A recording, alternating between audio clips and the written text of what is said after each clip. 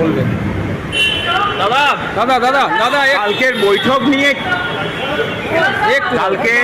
কালকে সবাই মিলে বৈঠক করলেন রাহুল গান্ধীর বাড়িতে।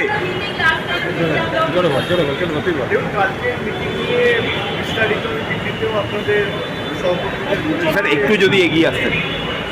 এসআইআর নিয়ে যে আলোচনাটা হয়েছে, যে বিরোধী দলের যে কটা রাজনৈতিক দল ইন্ডিয়া জোটে রয়েছে, আমাদের সবার মধ্যে ইউনিভার্সিটি ডিসাইড হয়েছে যে যেভাবে নির্বাচন কমিশন বিজেপি কথায় এবং বিজেপি ইশারায় কাজ করছে, আমরা এটা সবাইকে ইউনিভার্সিটি প্রত্যেকটা রাজনৈতিক দল কন্ডেম করেছে।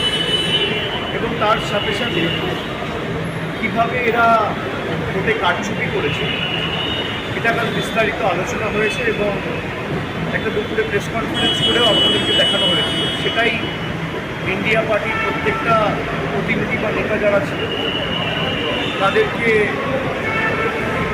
রাহুল নিজে ব্রিফ করেছে। উনি কালকে সবাইকে ইনভাইট করেছিল কথা বলার জন্য, এবং আমি স্পেসিফিক্যালি আমাদের পার্টির যে অবস্থান, যে বিজেপি যেভাবে বাংলায়ও এই এসআইআর করতে চায় এবং 1 মাস 2 মাসে একটা 2 বছরের এক্সারসাইজকে কমপ্লিট করা, এবং সাধারণ মানুষ যারা দিন আনে দিন খায়, বিশেষ করে গরিব মানুষ, তাদের নাম সবার আগে বাদ যাবে। এবং বিভিন্ন জায়গায় আমরা দেখেছি, এমনকি বিহারেও 65 লক্ষ লোকের নাম তাড়াহুড়ো করতে গিয়ে লিস্ট থেকে বাদ গেছে। আমরা কংগ্রেসকে কালকে বলেছি যে কর্ণাটকের যে উদাহরণটা তারা তুলে ধরেছে, মহাদেবপুরা বলে একটি বিধানসভা, সেখানে যেহেতু তাদের সরকার, যারা বিএলও ছিল তৎকালীন, পিআরও ছিল এবং ডিএও ছিল, তাদের বিরুদ্ধে কঠোর ব্যবস্থা নিতে করেছে, দৃষ্টান্তমূলক ব্যবস্থা নিতে করেছে। এবং তার সাথে সাথে তৎকালীন নির্বাচন কমিশনার অর্থাৎ CEC, chief election commissioner Rajiv কুমারের বিরুদ্ধেও তার কারণ অনেক সিট রয়েছে, এবং বাংলাতেও আপনারা দেখবেন বালুরঘাট, বিষ্ণুপুর, পুরুলিয়া, এই সমস্ত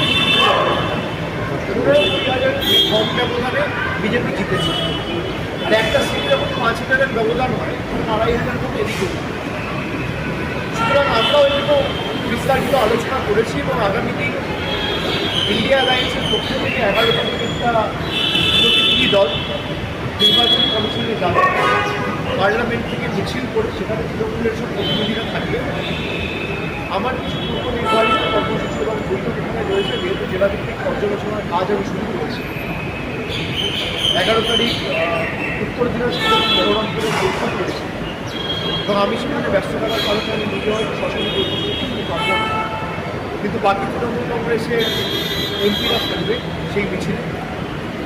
এবং আমরা আমাদের দাবিতে অনড় এবং স্পষ্ট, আমরা চাই হাউস চলুক। আমি নিজে কালকে স্পিকারের সঙ্গে দেখা করেছি, স্পিকারকে অনুরোধ করেছি যে আপনাদের যদি লোকালের কিছু না থাকে, আপনাদের যদি ভয়ের কিছু না থাকে, তাহলে আপনি এসব জিজ্ঞাসা করছেন না। আমরা চাই হাউস চলুক, কিন্তু এই যে বাঙালিদের মধ্যে অপমান, বাংলাকে বাংলাদেশি ভাষা বলে উৎসাহিত করে এবং ইচ্ছাকৃতভাবে বেছে বেছে বিজেপি শাসিত রাজ্যগুলোকে বাঙালির উপর অত্যাচার করা, ব্যঙ্গ বিদ্রুপ করা, আক্রমণ করা, আপনি এর বিরুদ্ধে দরকার হলে আমরা ডিসকাশন চাই, আপনি ডিসকাশন দিন। যাই হোক, আমরা আমাদের অবস্থান জানিয়ে উনি কীভাবে হাউস চালাবেন উনি বলতে পারবেন, তবে আমরা চাই হাউস চলুক। কেন্দ্র সরকারের নিশ্চয়ই লোকাবার কিছু আসবে না, ভয় পাচ্ছে, সেটা করছে। একটা প্রশ্ন, এরাজ্যের মুখ্য নির্বাচনী আধিকারিক জাতীয় নির্বাচন কমিশনকে চিঠি দিয়ে জানিয়েছে যে এসআইআর হওয়ার মতো পরিস্থিতি বা অনুকূল পরিস্থিতি রাজ্যে আছে। আমাদের কাছে সত্যি খবর যে রাজ্যের সরকার, রাজ্য প্রশাসন এটার সাথে একটু না, আমি আপনার এ নিয়ে একটু দ্বিমত নেই। আমি আমাদের অবস্থান প্রতিনিধিরা বলেছিলাম, আজও তাই বলছি যে যে একটা এক্সারসাইজ যেটা করতে 2 বছর লাগে সেটা আপনি 1 মাসে করবেন কী করে, বা 2 মাসে করবেন কী করে? বিহারে আপনি 1 মাসে 99% প্রিপারেশন ফর্ম ফিল আপ করিয়ে নিচ্ছে, এটা হয় নাকি? 2 বছরের এক্সারসাইজ যেটা করতে 24 মাস লাগে। লাস্ট যখন এসআইআর হয়েছিল 2002-এ হয়েছিল, আর লিস্ট বেরিয়েছিল 2004-এ। আর আপনি যদি বলে যে ভোটার লিস্টে গভর্নমেন্ট রয়েছে, তাহলে এই ভোটার লিস্টে বেরিয়েই তো 2024 সালে সরকার নির্বাচিত হয়েছে। তাহলে তো সেই সরকার অবৈধ, তাহলে তো প্রধানমন্ত্রী অবৈধ, স্বরাষ্ট্রমন্ত্রী অবৈধ, প্রতিরক্ষা মন্ত্রী অবৈধ, স্বাস্থ্যমন্ত্রী অবৈধ। এই সাংসদদের ভোটে আবার রাষ্ট্রপতি, উপরাষ্ট্রপতি নির্বাচিত হবে, তারা অবৈধ।